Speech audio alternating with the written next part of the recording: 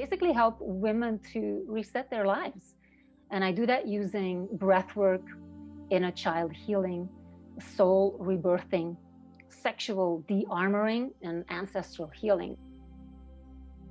Today, I wanted to focus on one part of my teachings. What is the impact of transgenerational karma on your life today? And I'm going to keep it a bit general, but know that every ethnic group has their own specific karma and trauma linked to it. Also, the culture that you were born in, the country you were born in, where you're located in the present moment.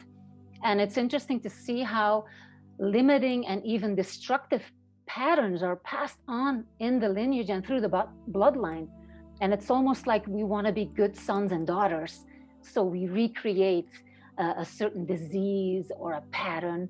And often it's also programmed into us from when we were little kids. So the way our brain operates is that before the ages of 12, and especially before the age of 7, we are very impressionable. That before the age of 7, it's almost like we're in a hypnotic state, and everything we're experiencing is just coming in straight into our subconsciousness. So a lot of the things that as adults we want to shift and change, and we try to do it with our logical, analytical mind, we won't be able to access that. We won't be able, because once there's a trigger or something really upsets us, we're going to go straight back to that default setting, something that has been imprinted deeply into our cell memory. And our bodies are like giant memory banks.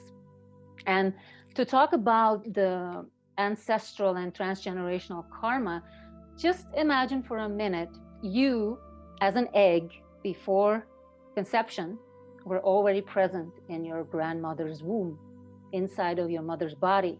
So you already got the imprint from your grandmother, of course, from your mother, and then during childhood. So even before you're conceived, there's already trauma imprint in your DNA.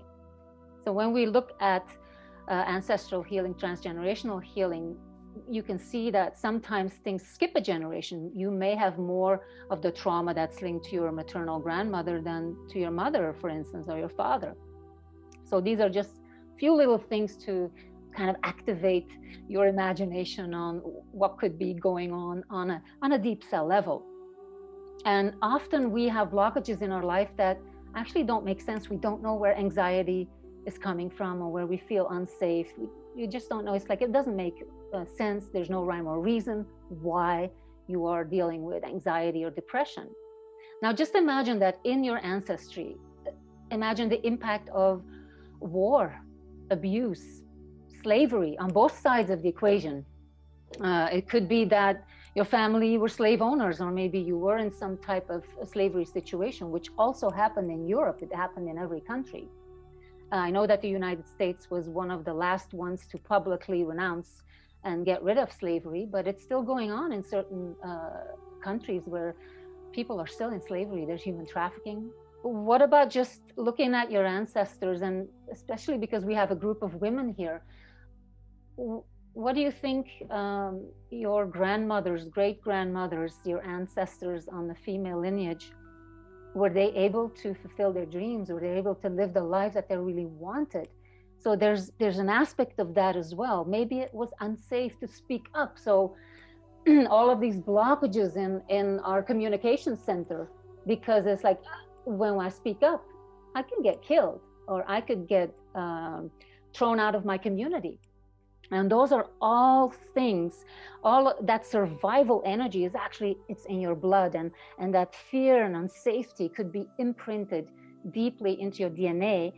And I look at it as frozen energy on the deepest cell level. Now, when we look at epigenetics, we all know that we do not need to hold on to that. But I do believe that we are able to break those patterns that were passed on from generation to generation to generation. We can stop that toxic cycle. Just close your eyes for a few moments, take a deep breath in, and just go over your life, over the timeline, you from when you were a little baby all the way to the now moment. And just imagine all those moments when you didn't feel safe in a relationship, where you didn't feel safe to speak up, where there's perhaps a blockage in communication. go back and forth over the timeline. You just fast forward, you rewind, looking at yourself at all the different ages, looking at where you struggled with self-love, self-trust, self-respect, worthiness. And maybe as you grew a little bit older, maybe there was a fear of being successful or a fear of not being successful. Maybe there was an out of balance mentality between abundance and poverty that didn't make any sense. How about boundaries? How about boundaries? How about your feminine, masculine balance inside of yourself and how you attract relationships into your life? A big one is also violence. When you have violence running through your ancestral lineage, and that could be because somebody was in slavery or somebody was in a war and had deep trauma, and it's actually like a wounded child is raising wounded children. So think about all the violence that may have been running through your lineage. When you grow up and you get your own relationships, maybe you do not see the red flags because the red flags feel familiar to you. And other people might say, can't you see it? Why are you doing this? Why are you in a toxic relationship? But when toxic relationships are all you know, how do you recognize that it is toxic? It's because of childhood abuse or feeling unsafe as a child that you have created certain patterns, or you can see it very specifically in your mother or in your father. But maybe there's things that you're struggling with in your business, in your relationship, with your health, that don't make any sense. And that's where you could look into if there's any karmic agreements or toxic soul contracts that you have engaged in willingly or unwillingly. So when we talk about ancestral healing, a lot of the times in our spiritual practices, they will say, call in your ancestors. Well, I would want to warn you that some of the ancestors are a little bit, they need help. They're still very wounded, and I wouldn't call them in for advice necessarily. So you have to use your discernment between wounded ancestors and then those ancestors that come in as the medicine men, the medicine women, the medicine people in your lineage. And one important thing that I want to say to kind of close this off is, if you felt on some level responsible to heal your family, and I know a lot of us come in with that, like we need to heal our family, I want to invite you to entertain for just for now, just for 1 minute, entertain the possibility to letting go of the responsibility to heal your family and to step in from a different angle, where you are stopping the toxic cycle. So you're helping the present generations and the future generations to end that toxic cycle. But as we go into a deeper ancestral healing, you can actually orchestrate it for your lineage all the way back to the source of creation, on the side of the mother, on the side of the father, both ancestral lineages. You can facilitate healing, but it's like Paulina is organizing this event, and she has all these speakers, and Paulina organizes it, and then she can sit back and enjoy her creation.